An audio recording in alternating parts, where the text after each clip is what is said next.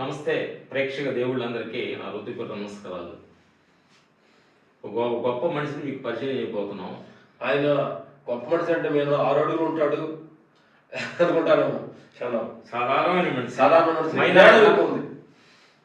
ఆయనే మైనా మా బుక్కు రామ్ లక్ష్మణులు చదువు. 0 నుంచి రియల్ హీరో స్థాయికి ఎదిగి ఒదిగిన నిజ జీవిత పోరాట యోధులు సినీ ఫైట్ మాస్టర్స్ రామలక్ష్మణుల జీవితం అనే ఒక బుక్ని మా ఊరెళ్ళి మాతోటి పనిచేసిన పొలాల పనులు గేదెలు కాసిన వాడి దగ్గర మొత్తానికి ఇంటర్వ్యూ తీసుకొని మా ఊరెళ్ళి ఒక నెల రోజులు ఉండి ఆ ప్రాంతంలో అసలు మేమేం చేసామని చెప్పి సినిమా వాడు పెద్ద పెద్ద ఆర్టిస్టుల దగ్గర కానీ గురువుల దగ్గర మేము కొన్ని విషయాలు మర్చిపోయాం.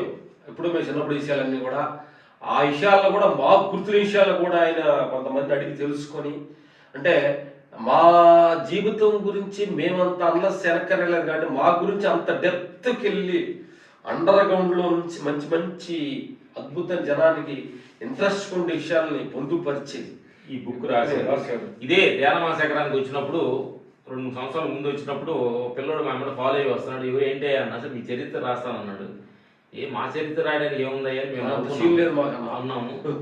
కానీ ఎమ్మడించి వచ్చి మా జీవిత చరిత్ర రాసి ఈ బుక్ని రాశారు. ఈ బుక్ చూసిన తర్వాత డైరెక్టర్ మల్లేని గోపి గారు మా జీవిత చరిత్ర ఒక సినిమా చేస్తానంటున్నాడు.